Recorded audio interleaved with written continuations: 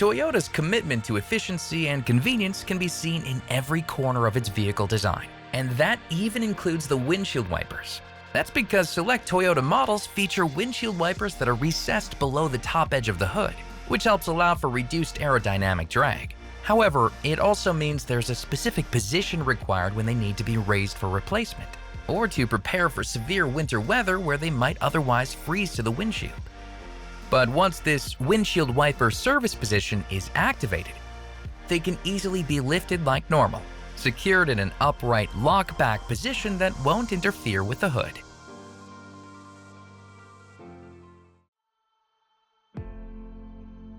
Now, setting this position is simple. Just move the wiper switch to the mist position and then hold it for at least 2 seconds.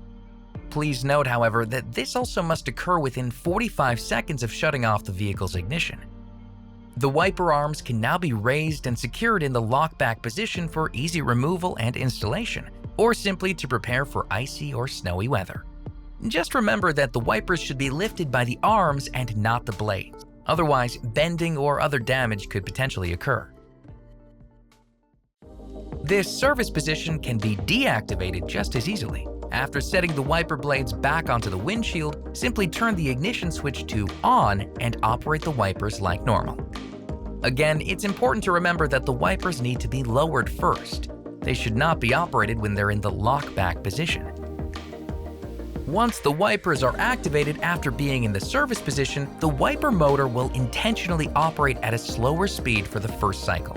This is done to minimize any potential damage from possible contact with the hood.